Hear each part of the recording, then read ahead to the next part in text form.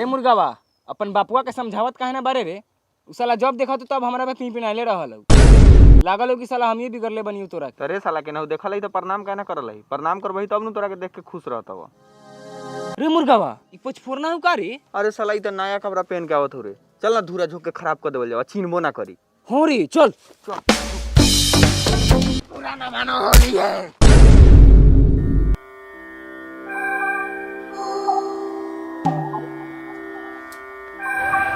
का हाल बा मुर्गा?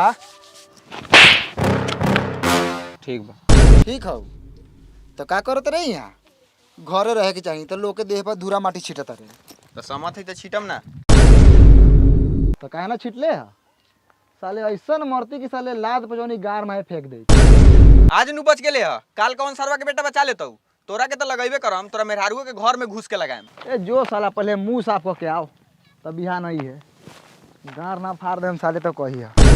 रहू दिन भर तू घरे रहब, कमाई जइब ना, तोरा मेहरारू के बोला के हम बैठा के खियाई। हाँ तो ना बोलेब, फगुआ में सबके मेहरारू घरे है आ हमर मेहरारू ना आई। रे सरवा कहुना गुण पर कमा के रखले बड़ा कमा के।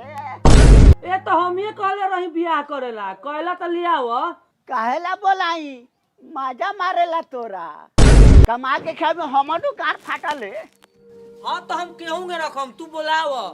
ए सरवा तोहर गार भरता कि हम बोला दी? हाँ भरता। प्रणाम भैया। खुश रह। प्रणाम बाबूजी। खुशी रह। ए हट चल चल भीतरे प्रणाम करिए चल। फगुआ बा 2 साल पर बउआ बाहर से आयल ह। तो खाली एकरे ले फगुआ बा, हमरा ला ना। कोनो करम करब तब न फगुआ मनैब और जाके लकड़ी सरियावा और धोल बा सब जा।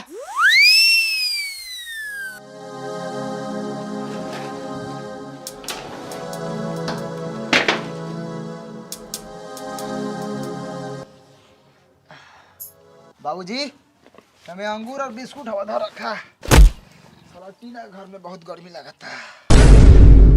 टीना गरम बा, काहेला पसना के निकला तरन बुझाते नहीं की।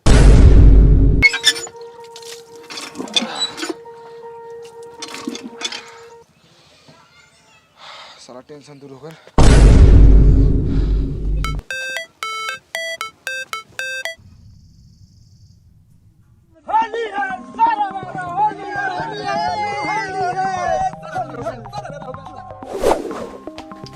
केने बा साला पच करना। होई देख साला बुढ़वा के टीका करके भोर छुईटा खाईता। साला खा के भेन होतौ एक टोकरी। ओ नगीना दास, केने हो पच फोड़ना, बाहर निकाला। बियान साला बिना रंगे डाले एक चाटी मर लेबा। ले मीठा खो। नहीं कहेंगे खुद तोरा मातारी के ना ना रे भोसड़ी। ए पचफोना रे, दोस्त निकाल हो, होली खेलेला जो। यार भाई पैसा खत्म हो गया है, ईएमआई भी भरना है, कहाँ से लाऊं यार पैसा? अरे भाई तुमको पता है हम ऑक्टा एफएक्स से पैसा कमाते हैं। कितना कमा लेते हो?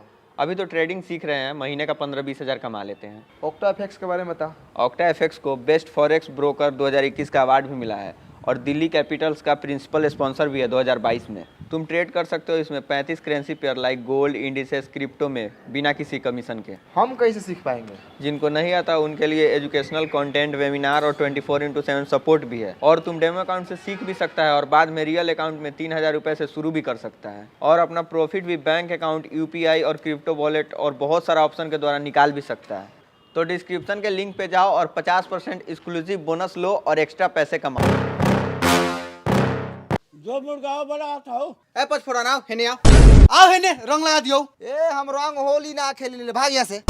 ए आइबे कि आइयो भीतर। भीतर है बे। तोरी बहन के साले फाड़ दे हम आज। रे साला ई त फट्टा लेके आवत हो। साला घर में घुस गया।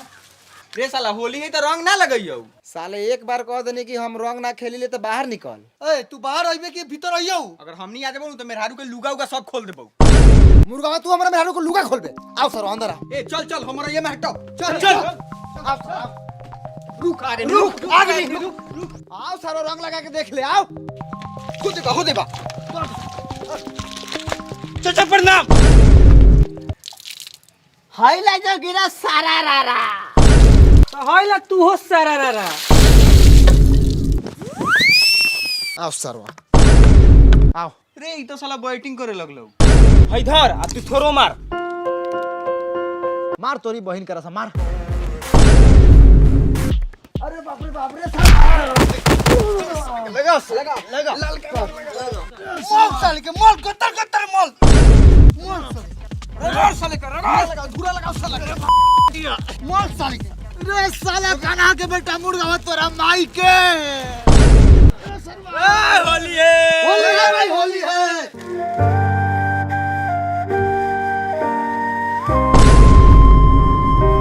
पचफोरना बहुत ताकत है रे, तू पचफोरना के दम ले रहा। चल बंडी लगा के आवल जाओ। रे साला अनरा के बेटा मुर्गा बा हमरा मेहरारू के रंग लाके तो साला परचा उड़ा देबौ रे। साले एगो फुदगुद्दी उड़बे ना करिए, साले परचा उड़ाइबो। ए भौजी होली है। बउआ चले के होली है, देवर भौजाई के होली खेले दा। भौजी सारा रा भौजी पूरा ना मनिया होली है। साला लगावे वाला जगह बा रे। तोरा हमरो के रंग दे सरदा पूरा हो जा। फैलो ना भौजी, जहां मन करे हमरा के लगा दो। भौजी तनी केसवा हटाव, घेट में लगावे दो। रे करिया की रे माजे ले बता रे भोसरी तोरा के तलाक न दे देबौ रे। रवा लगाई पचफोरन हतीन ई लगा बोलल हतीन। ए पचफोरना हाय देख पियर का सिंदूर जात हो तोरा मेहरारू के मांग के बीचे बीच। अरे बाप रे बाप ई साला मुर्गावा हमारी इज्जत नाश देल। मुर्गावा तू गेले आज रे मुर्गावा पचफोरना में तू बास लेके तो मार दी का? आवे दे सरवा तू मांग टिक देले इतना ही मत मार तो। अरे बाप रे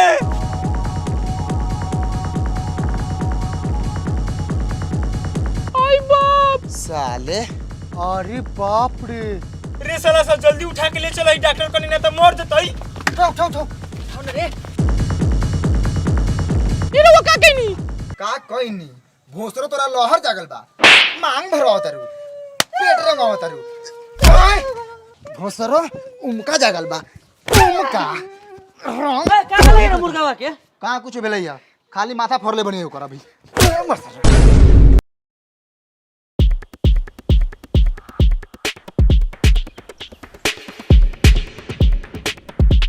सारे पचफोरना चुप काहे बारे? है मुर्गावा का माथा काहे फरले?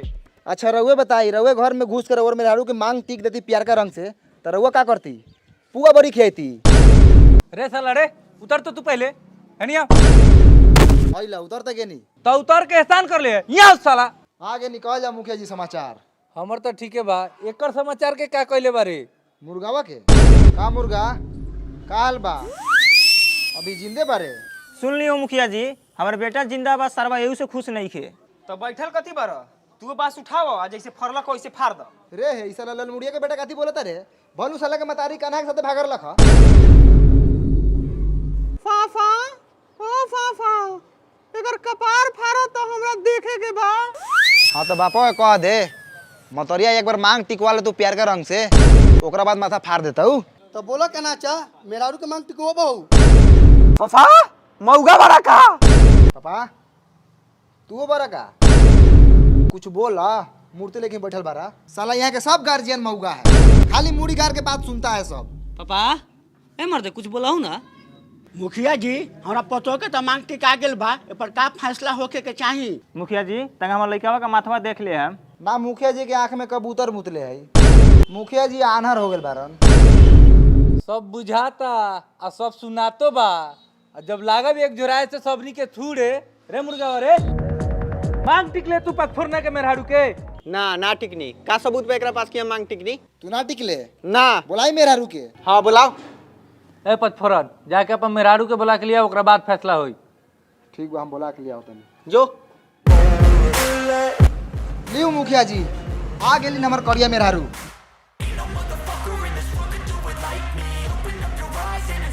भोसरी करिए बा लेकिन मुंह के पानी ठीक है। नाम का बा तोहर? मजवंतिया मजवंती भरसक मजले बा सब। साला बाप मतारी के नामो न जुड़ली छी हतरीला। इहे भोसरी के चलते कपार हमर फाटल बा। का मजवंती सच सच बतावा, ई मुर्गावा तोर मांग टिकले रहे? रे दोगली बोलत कहने बारे? ये चरवा टिकले रहनी पुत्रा के बेटा। ए हम कोनो साजो के टिकनी उकारे, हम तो मजाक कइनी। मजाक कैलो हो, दोगले के बच्चा मार चप्पल के मुंह लाल कर दे। फाड़ दे मुंह सरवा के, बोलत कथी बारे रे? पचफोरन जब फोरे फारी करे के रहलक ह त हमरा हियां आले के का जरूरत रहलक ह? मेहरारू तो तोहर पूरा चाबुक भरलइए बा। मुखिया जी ये पहले रहुआ बताई, होली का बहाने केहू केहू का मेहरारू के मांग टिक देवे ये उचित काम बा? एंगे चली तो कौन भौजाई देवर से रंग लगवाई? बुढ़वा खुद छिनार बा, साला सामाजिक बात करता। तनको सब लई है। का पचफोरन का कहत रे? केंगा फैसला हो को? केंगे फैसला करम? हम एकरा के 2 महीना छुअम थोड़ी है, नैहर भेजवा देम। आई सरवा मांग टिकले बा, ओकर हिसाब करू का फाइन होई। मांग टिकाई जुर्माना सुनले बारे? आज देख ले पचफोरना बहू के।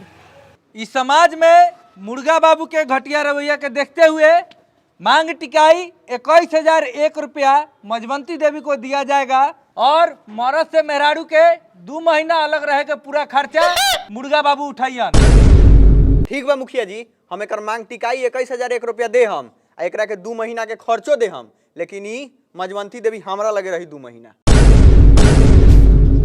मुर्गा बाबू हमरा मेहरारू के 2 महीना रखबा? अरे साला मुखिया जी मरला खा। ठीक तक कैला खा सुनला कनानास 21,001 रुपया मांग टिकाई 1 दिन में देवे को ही, प्लस 2 महीना के खर्चा। ना तो तोहनी के समाज में रहेला जगह ना मिली। चला जा यहाँ से अब।